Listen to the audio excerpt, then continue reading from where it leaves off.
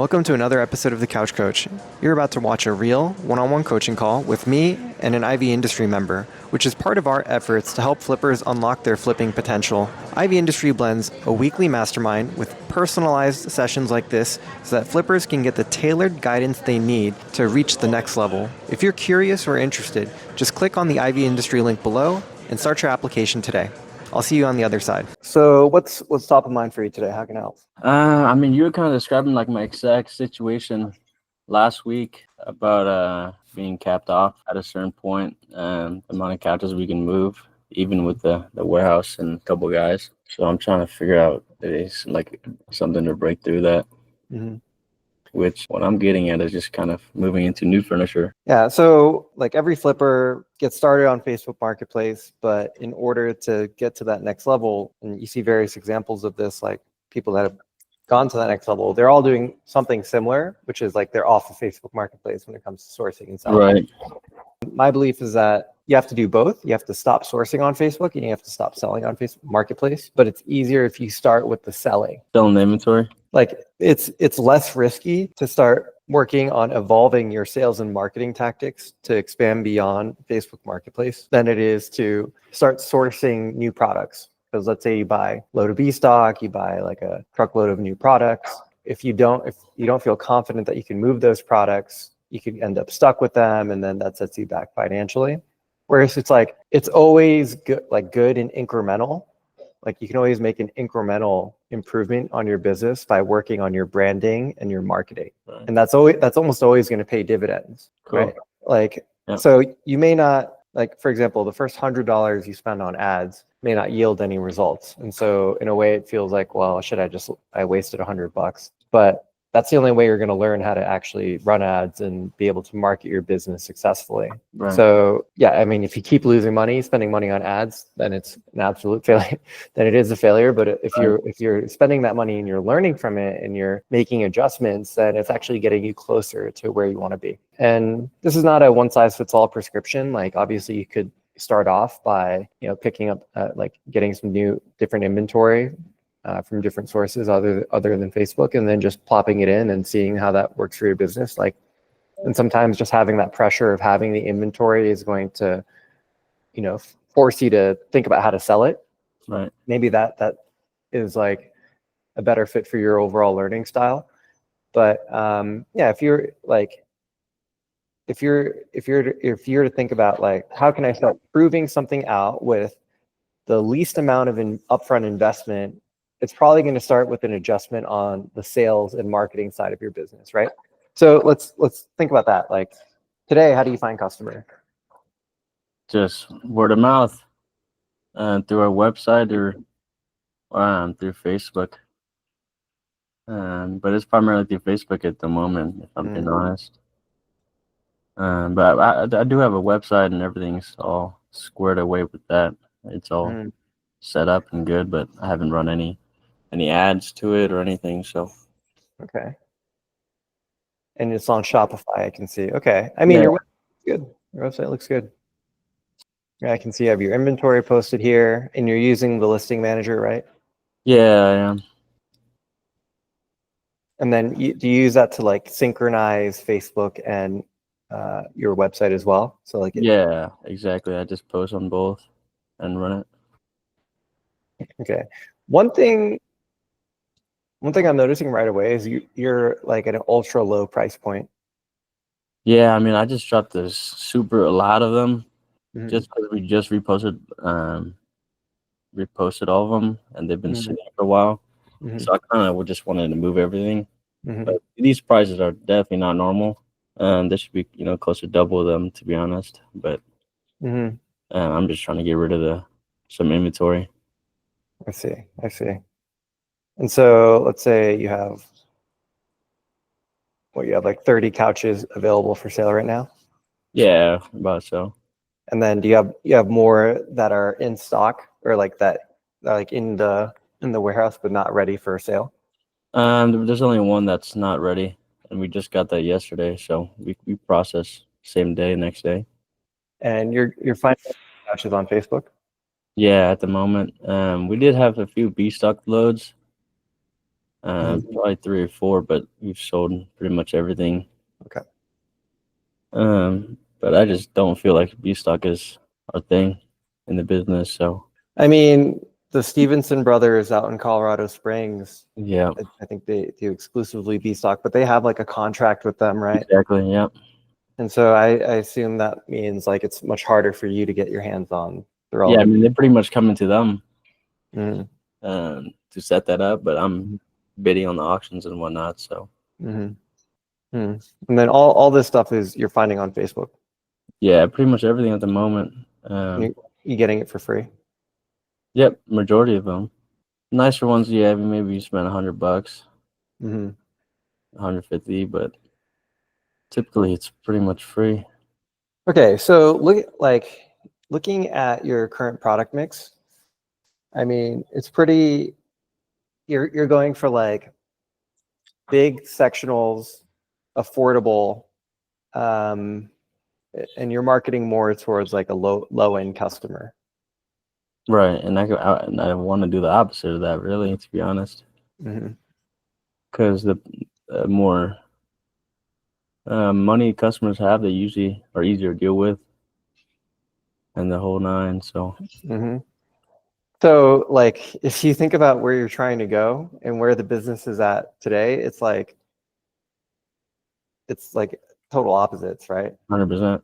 Yeah. Yeah, it's like total opposites. So, I mean, and look, having like a high volume, lower margin business is not a bad thing, Right, But if that's what you're going to do, like, understand and commit to it, you know? But if you want to do the opposite, then you need to start like having more intention, being more intentional about like doing that in your business. And once again, no right or wrong answer. Like you could be Dollar General, right? You could be Dollar Tree. right, Dollar Tree is a great business, right. you know?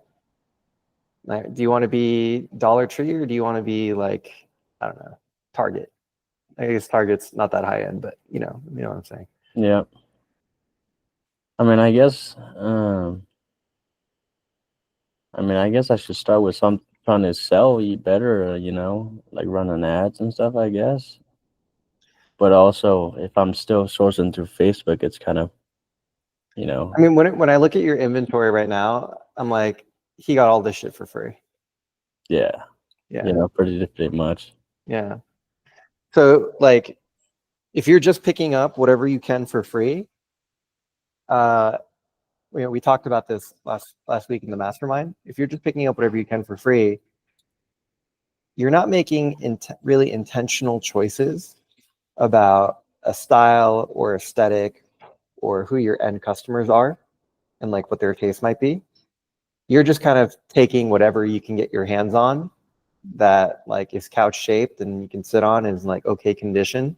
Right, And then likewise, you're not being deliberate or intentional with your marketing strategy. You're just kind of cleaning it and throwing it up on marketplace.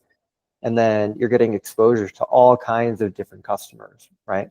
And so if you want to start building a brand, an aesthetic, you need to start being more curated. And once again, there's no right or wrong answer. Maybe you want to do the high volume, lower margin play and deal with like, a lower end customer who may need financing and is looking for something in that $200 to $400 range. Nothing wrong with that. But if that's the decision you want to make that decision and then lean into it. But if you want to move higher, like to the higher end of the market, you got to actually have inventory that reflects that, right? And so how do you start getting your hands on that inventory and how do you start de-risking it? So rather than buying a whole trailer full of product that, you need to sell at $1,200 or $1,500 to make a profit, maybe you start with a couple units, and like, so you can start de-risking it by picking up like a couch for $400 or $500. Now you're investing $400 or $500 into that couch. Maybe you get like 4 or 5 of those, and then you turn that into a carousel on Facebook, and you start marketing it to a higher end customer on Facebook. You still put up the marketplace listings, right? But now you're also trying an advertising strategy that is more targeted to this higher end product. Right. So I guess trying to pick up some more furniture that's more like curated to our motto and our style. I guess that's the first step, isn't it? The thing is, like, you want to sell to a higher end customer, and I'm sure, I mean, you've probably sold hundreds of couches by this point, right? Right. And I'm sure you've had some exposure to like who these higher end customers are. But I'm not sure that you've ever done so intentionally. Like, just looking at your website really quickly here, like, yeah, it feels like you've just been getting free shit. And Yeah, I mean, we had about 30, 20 of the B stock and whatnot, and then we got another shipment, and I mean, we just eventually sell out of them. So Mhm.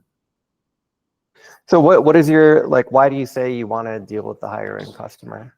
I mean, they're easier to deal with. It's Either deal with, questions. They know have what they more want, have more money. right? They have Yeah, more options. Yeah, everything. yeah. So you're pretty confident about that. Like, you want to get out of the low end. Oh yeah, 100%. I mean, I've been Okay. doing this same stuff for a year and a half. Okay.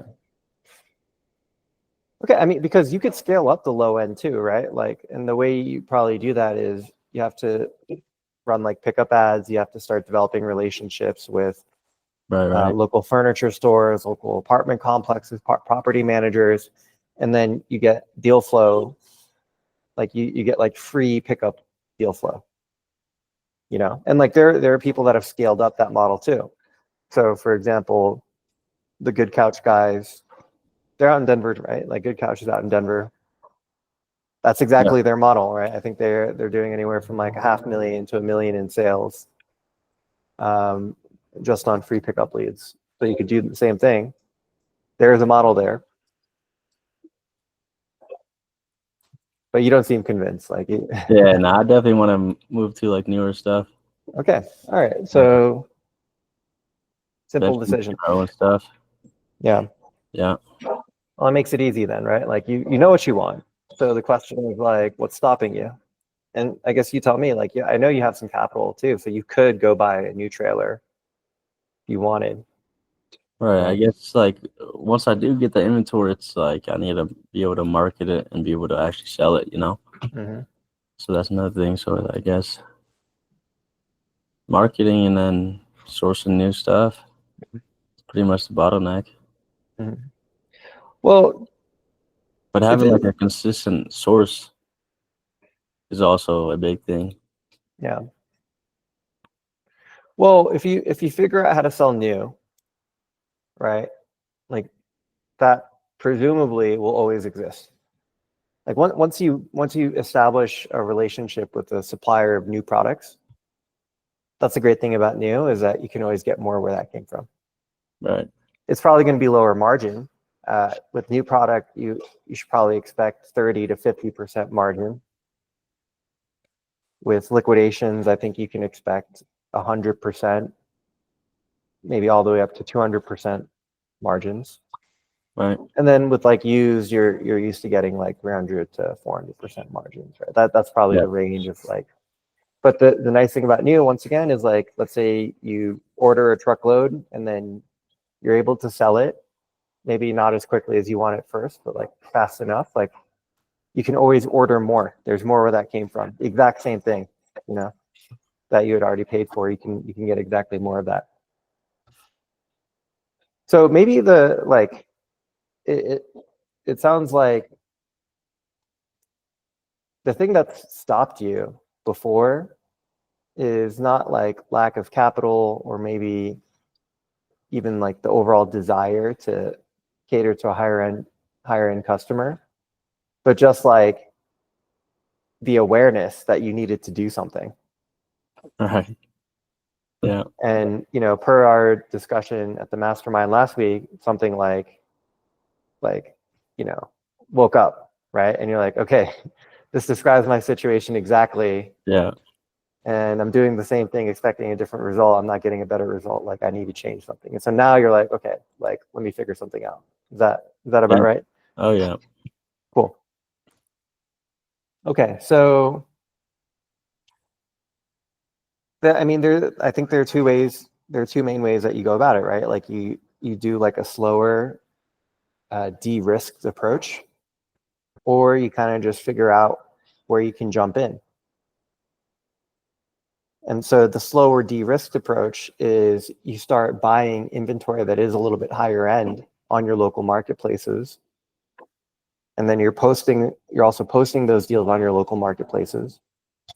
And you're starting to run some advertising. And this is probably the lowest barrier to entry way you could get started with the new product, because yeah, like, because you could probably get started with like $2,000-3,000 in investment, pick up like 5 to 6 couches, and then spend a couple $100 in advertising. And then the key thing here is to just be really intentional about the aesthetic of the couches, the brands, the quality that you're targeting, and then you're advertising it, and you're being deliberate in your targeting, the creative that you're putting out. And then when you get in front of customers that are interested, people, responding to your ads, like you're doing a lot of diligence and like trying to understand who these people are, why they're coming to buy from you. Right. That's the least risky way to do it, right? Is we talked about this last week, which you start imagining like who your customers are, what do they care about, where do they hang out, why are they buying from you, what sort of styles are relevant to them, the price points, except instead of selling couches for $300, now you're trying to sell couches for $1,200. Right. Maybe you're spending $400 or $500 to get the couch. See, but then if it's newer, nobody has to clean it, and if you're getting the same stuff, you don't gotta take new pictures. Just go through that process. So, well, if you're buying on Facebook, you're still going to have to go through processing. You're still going to have to process the couch. well, I'm saying Maybe, if we're buying new, then we don't have to process anything really. If you're buying new, you don't have to process anything. Yeah. If you're buying liquidations, probably marginal processing compared to something that's been sitting in someone's house for like 3-5 years. Yeah, that's going to require the most amount of processing, right? But I mean, I wouldn't worry so much about the processing, because like you're already doing that, right? And early on, like you have that as an advantage in that like you are equipped to do the processing. So if you can get a better deal on a couch, I would really be focusing more on like the style and aesthetic and the brands that you want to bring on, and then trying to understand like who the consumers are in Denver that want these products. And that's the core of your marketing strategy, right? It's like the product selection that you're bringing in, and how you communicate your value to an audience, and how do you find those people? Where do they hang out? What do you say to them? These are the things that you want to nail down. Because let me put it this way. Let's say you bring in like 4 or 5 couches, you paid $400 per couch, and you run a couple $100 in ads, right? And then like after a couple week process, you end up selling all of those couches that you bought for $400 for $1,200 each. And you did so with ads. Now, wouldn't you feel a lot more confident if you were going to buy like 20 couches or 30 couches that like all kind of look the same as those 4 that you trialed? Yeah. Rather than doing it without any research beforehand. 100%. So I guess just finding an inventory that works for us in our area. Yeah, I think you got to experimenting. I mean, it's either you do that or you just dive right in, right? Like, and maybe I can't tell you what. So let's talk about B stock, right? Why didn't B stock work for you? What was the issue there? It was just like inconsistency, It was just sometimes we would find we would have a good day to find like auctions to bid on, and some days we wouldn't, Hmm. and sometimes the inventory would not be up to par. Hmm. You know how that goes, but it just I'd rather find a more consistent I see. I see. supplier or manufacturer that we can get something consistent from and rely more on that. So the product itself was good, like Decent, yeah. I mean, other than the stuff that was junk. So like right, like the 80% of stuff that came in the load was decent, and you're able to like sell it at a decent price point, but you're just not sure, can I get more of that? right. And how much longer I can do that for, Hmm. I I mean, it's see. already been harder for everybody else as well. Hmm. How much square footage do you have? Right around 4,000, 1,000. Okay. 45. And you're probably pretty full at 30 couches. It depends. So we have like this one side for a showroom Hmm. that we kind of lay more stuff or like the furniture, Hmm. and then the other half it's kind of we just stand everything up. And we've had about 50, 60, and then that's when we're more capped. I see. But Okay. that's with the showroom side filled up too. So Hmm. we could probably fit 70. Hmm. Okay. So one option I have for you is we can consign you a trailer full of product too. Right. I'll send you some manifests, but we have like 52-foot trailers that I can send you on a consignment basis. You have no upfront cost. And what is that Wayfair? Yeah. I'll send you, I'm texting you some example manifests right now. Um, as far as Wayfair product goes, this is on the higher end of the Wayfair stuff that's available. Oh, is it? Yeah, you're gonna see it's like not like the $200, $300 stuff. It's like $1,000 to $2,000 products. But the nice thing about consignment, if you have the space, is that you put up no cash up front. We even ship it to you, so you don't pay freight. And then as you're selling it, you set the sale price. Whatever you're able to sell it for, you take 40%, and then the 60% goes to us and the retailer. So, there are pros and cons. The pros are no upfront cash. The only risk you're taking is the space and the effort to sell it. The downside is that it's lower margin compared to if you took the risk and actually paid for the product up front. Right. Um, It's like other furniture as well. yeah, it's all kinds of different furniture. But for example, like that could it could give you a shot at experimenting with other kinds of furniture, Right. and it's a 90-day consignment period. So at the end of 90 days, if you're unable to sell through it, we make a decision. Like, do we want to extend consignment on certain items? We might say we want to come and take it back, or we might tell you to like dispose of it. So that's the risk with consignment. It's just another option. Right. We also have interior defined product in Southern California. For example, by the end of July, I'm going to have 2-3 full trailers of interior define. It's upholstered product. You've probably seen like some of my emails come through about interior define in the past. Yeah. So it would be a full 52-foot trailer of interior define upholstered product. It's new in box. These are canceled orders.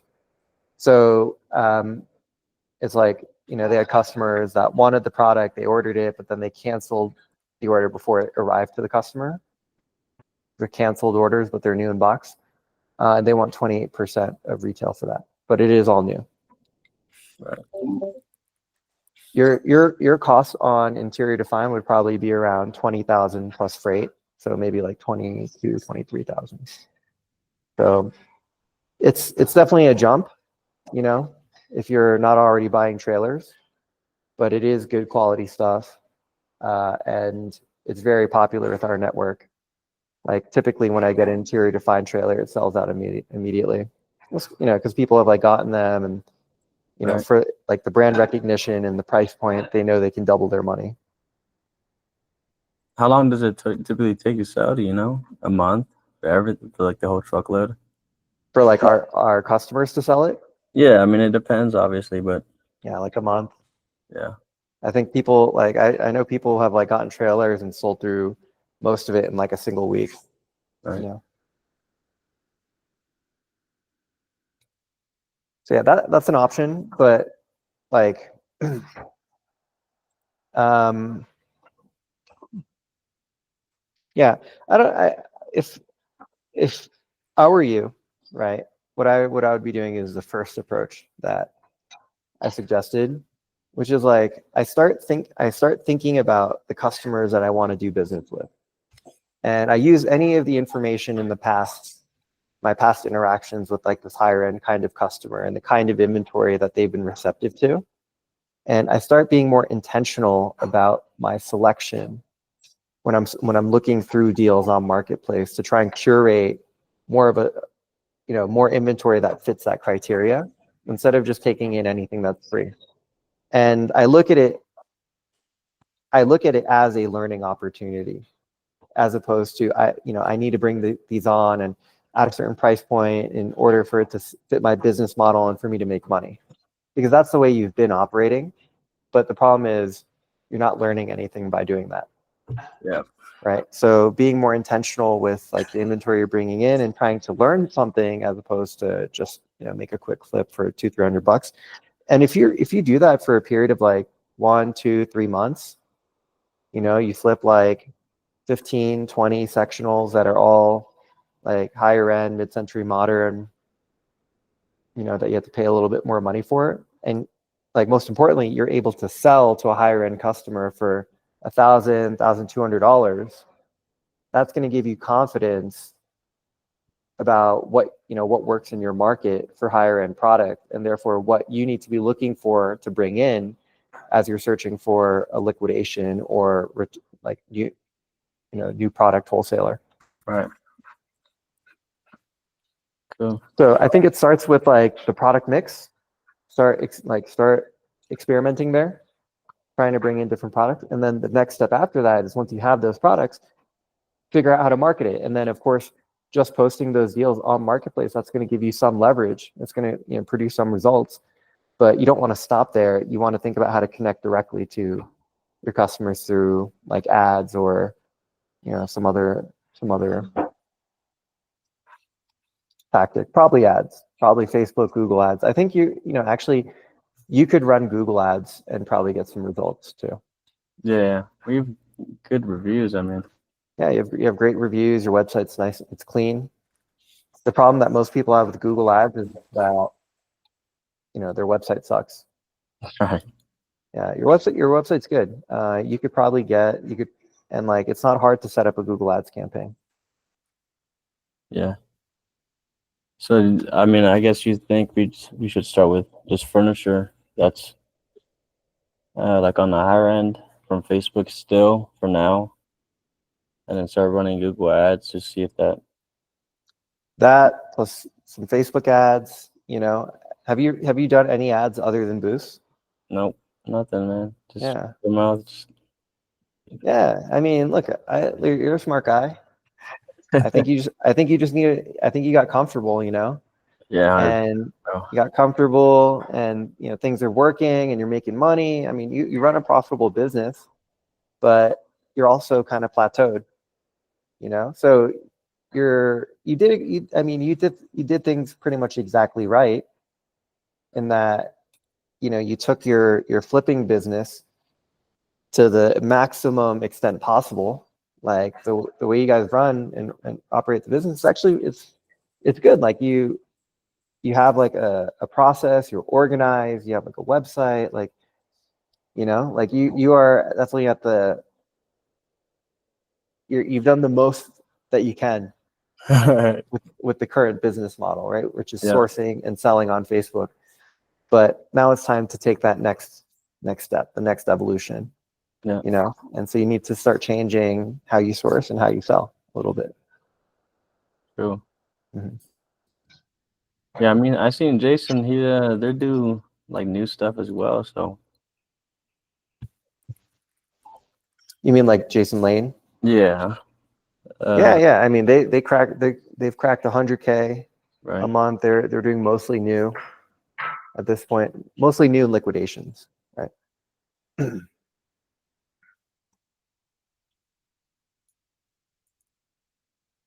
mean, I guess they have a consistent supplier, you know, Yeah. the article and whatnot. So Yeah, they get consistent liquidations from article, all different kinds of category, all different kinds of furniture, right? Not just, right. but and like, look, if you need product consistent, like we have that too, right? Like for example, you could get a trailer a month of interior defined from us easily. You could get, 2 to 3 trailers of wafer product every month from us if you wanted. So, you know, like those opportunities exist. And then once you can also go develop relationships with like people that are selling new wholesale. yeah, I mean, there's an option of, you know, even connecting with the supplier manufacturer in it. Mhm. Make your own stuff. You could, yeah. And some people are going down that road.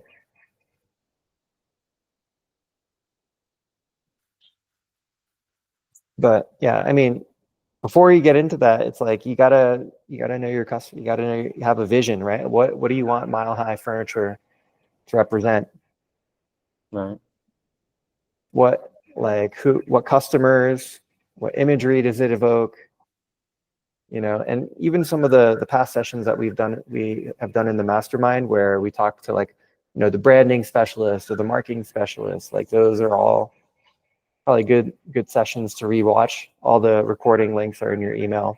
Yeah, I remember that. Yeah. So maybe at the time, you weren't ready to embrace those insights, but now that you're actively thinking about it, you can always go revisit, Right. Okay. Man, I guess my takeaway is just don't get every product. Just stick to kind of our style and branding and figure out some Google ads and man. Yeah. I mean, look, you can still, I would encourage you to still do what you're doing. It's paying the bills, Right. but now carve out like 25% of your time, energy, and resources to try something different, try something new, more in the direction of where you want to go, right? Because if you just keep doing the exact same thing, you're never going to change. You're never going to do anything different. So, some of these couches that normally like, fuck, it's like $400. Like, I don't know if I can just buy it, Yeah, That's that's what I do sometimes, man. that $400 Always is works like, out. yeah. I mean, $400 is not, chump change, but it's a lot cheaper than spending 20 grand on a trailer full of new product and then having no idea what to do with it, Right. Yeah. Yeah. Yeah, I mean, I definitely want to go out to new stuff, man. Cool. So yeah, my recommendation is just baby steps. Take some baby steps, see where that takes you, and then do it quickly. Right.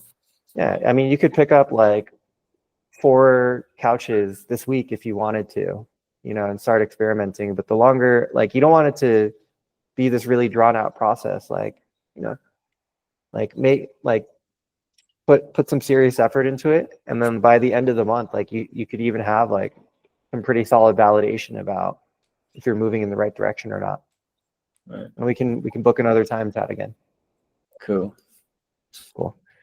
And All right. you have experience with Google ads and stuff? Yeah, of course. Yeah. Cool. Yeah, I have spent probably close to $1 million on Google Ads. Do you have any time by chance? To work on Google Ads with you? Yeah, if you have a time or Yeah. So what I would say is get the products in, and we can go and set up a campaign. And you just book a time with me, and we'll go through and set up the campaign together. cool. Yeah, I mean, I can pretty much look up YouTube and stuff, but Yeah. No, it's honestly the Google Ads stuff. It's like really easy now Yeah. because of all the automated campaigns. Like all the hardest part used to be like the bidding, but now I think you can just use automated bidding and like get pretty good results. Yeah. So the hard part about Google is just the website, and your website's pretty good. Yeah. I mean, I remember the mastermind you did setting up the campaign, but Mhm. I just getting too comfortable, bro. So All right. Well, now's the time. We can book another time. yeah.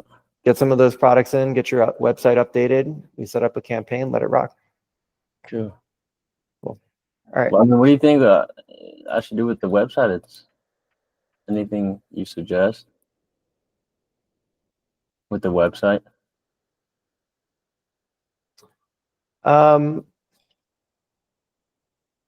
Website, I think is good. I mean, like the navigate, like the UI UX is good. So like the clean layout, the product page is good. I think there's enough information on the product pages themselves. Yeah. You have information about the delivery policy, and then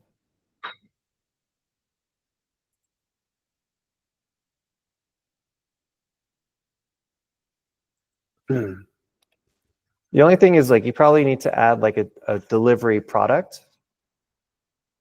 Let's see. Yeah, I added like the in-home. If you wanted in-home, and you kind of just add it as like an add-on separate into your cart. But then as for delivery prices, they're all like automated. So when you go through checkout, you put in your address. It depends on how far it is from our warehouse address, and so it auto populates. $50, $70. Okay. So you figured out the delivery thing already. Yeah, pretty much for what it is. And then you have the financing. I think like I've seen much worse websites. I think you can. Yeah, I've seen some too, man. Yeah. The website looks pretty good to me, just high level. And then you have all your good Google reviews. Yeah. So I think like your website could be ready for advertising like pretty quickly. But the thing is like, let's say, I mean, look, you could just run Google Ads to the website as it is today, but all that helps you do is sell your lower end couches. And you can already sell your lower end couches without Google Ads, right? Yeah, I mean they're moving, so yeah.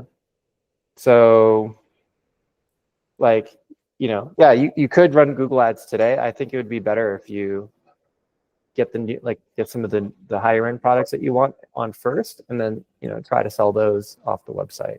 So getting this higher end just pretty much off Facebook, but just selecting like kind of the nicer ones instead of all the free stuff. Is that what you Yeah. Look, like your job, if you want to move into a higher end market, is curation. All right. You got to think about like who your customer is and what sort of products that they're going to want.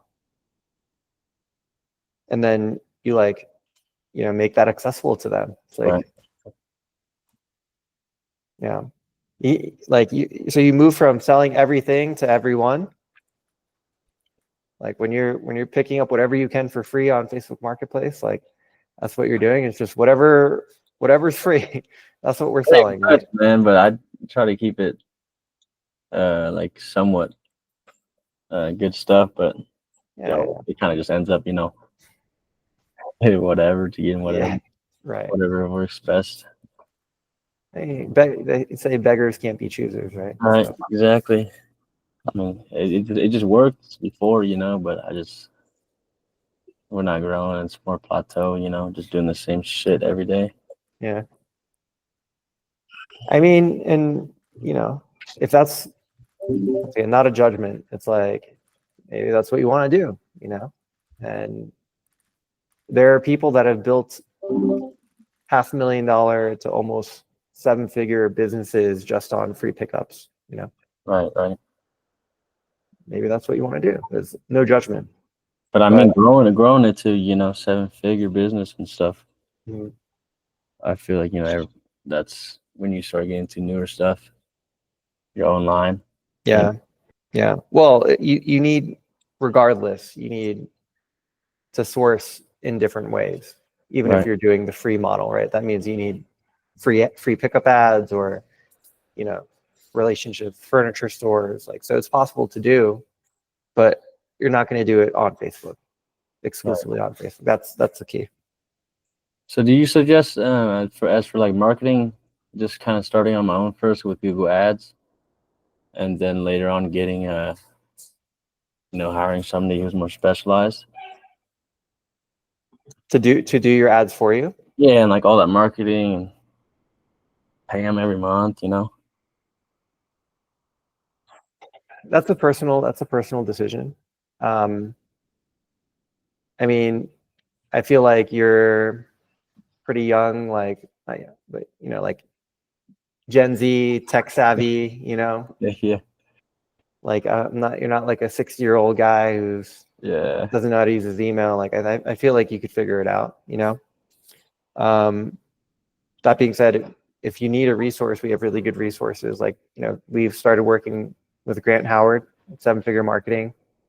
He came and did like a presentation at the mastermind. Like, he really does know his stuff, and his pricing super reasonable. So Right. he could set up a Facebook campaign for you. Or he can even he offers like coaching. So if you just need someone to like come and audit your stuff, like, he has a coaching offer. Like, we offer some free support as well, or like support integrated into your Ivy Industry membership, right? If you want to book a time with me and get some feedback on your ad campaigns. There's also great subjects for the masterminds, right? Like, you're always welcome to come into the mastermind with like questions or ideas or stuff that you need help with, and then ask the group, like, hey, what do you think about these, this creative or this campaign strategy? Yeah, I'll start doing that for sure. Yeah. So the resources are there, you just have to take advantage of them. Right. Oh, amazing. Mm-hmm. Hopefully this gave you some ideas, got the juices flowing. Sure did. And then I'm curious to kind of see how it plays out. So keep me updated. Oh, I will. Yeah, I'll start having my guys pick up some nicer stuff. Cool. Running some ads. So, all righty, Charles. All right. Thanks, Tom. Appreciate you. Yeah, thank you. Bye.